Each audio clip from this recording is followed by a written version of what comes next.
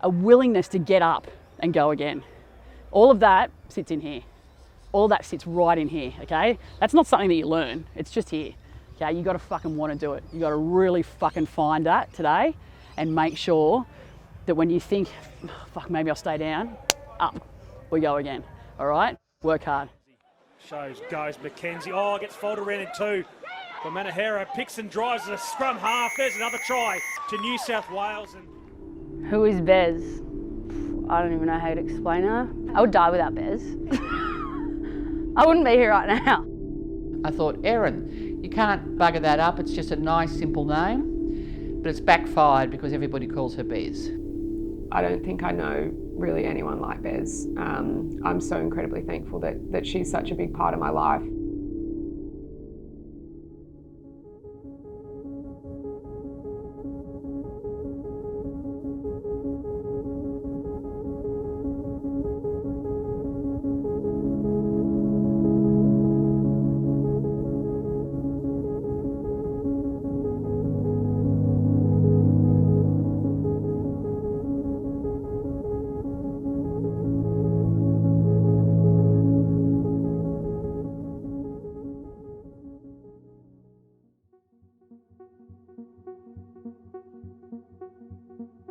She's always championed the underdog. She's always got a smile on her face. The cup's half full for Erin. Every day she gets up and thinks, right, what can we get into today? She's, the lifeblood of women's rugby in Australia, I would say. She's helped a lot of girls and women out that, have gone a long way and won World Cups and Olympic golds and played for the Wallaroos and then in the same breath is still involved in clubland day in, day out. It's got to be controlled. Down, get on it quick. That's it, good. Better. All right, break. Good.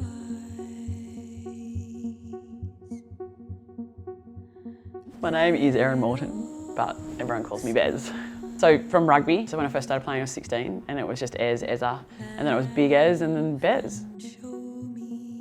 My role in women's rugby has obviously gone from player to coach and manager. Just was spending so much of my time in rugby. The Waratahs were like, do you want a job? And I was like, okay.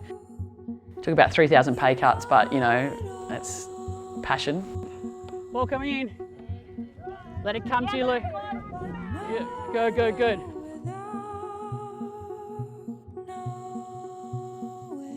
When she's on the sideline as the coach, you can't speak to her, you can't look sideways at her because she's very serious about it.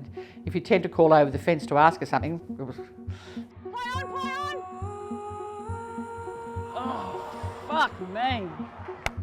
She instigates new ideas in women's sport, and overall, she's one of the backbones of women's sport, driving it and making sure that everybody enjoys it and plays it. She has just done a remarkable amount of work over the years to grow and nurture women's rugby. I don't think that there's another woman in New South Wales that has had the same input into rugby union as Erin, and I'm not just saying that as her mother.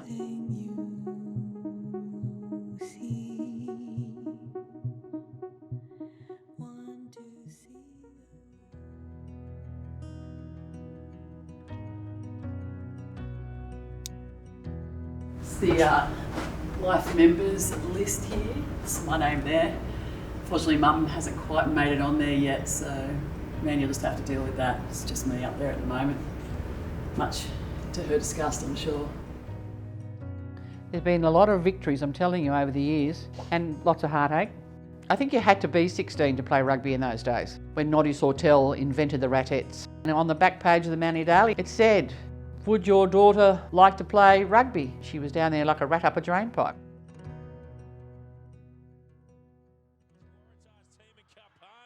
Is on the field, and we talk about runaway props. Eva Kapani is going to go 50 and score for the Waratahs. Rugby in general, rugby union, is an old boys sport, and then women started to play it, and at first I don't think they were too welcome.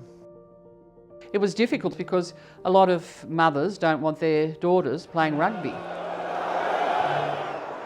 You can be thin, you can be big, you can be small, you can be a fast runner or a slow runner, but there's a place everywhere for it. I love rugby union for a number of reasons. I think one of the biggest reasons is it really is a game for everyone.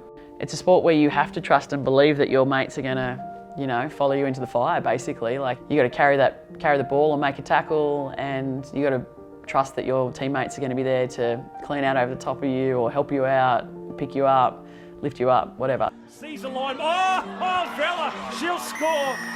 That physicality brings an element of almost like a deeper connection to a teammate, because you are literally putting your body on the line for each other. That's what I love about sport. I didn't realise for a long time how much power it had, and I think what we do in sport, whether you're an athlete or someone involved at an administrative or an operational level, you actually have the ability, I think we have the ability to actually change people's perceptions about women. So that's why it's so cool when you see little boys at the women's games asking for their autographs and things like that, because it's not just about changing little girls' attitudes, it's about changing everyone's attitudes about women.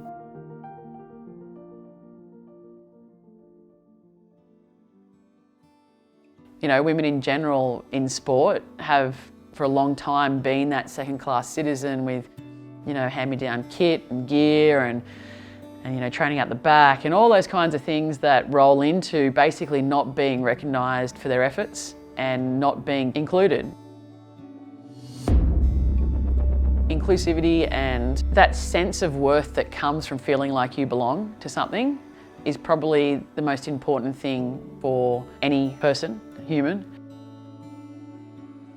When you see a strong female, you know that behind them there's a whole heap of people that make them feel like they belong. Feel comfortable in who they are and not question what they believe and how they think. I think that has to be my end goal.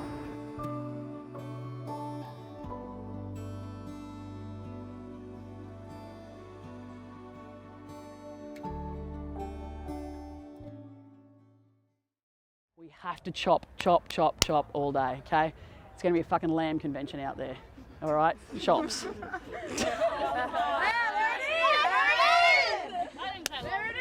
That was bad, I'm sorry.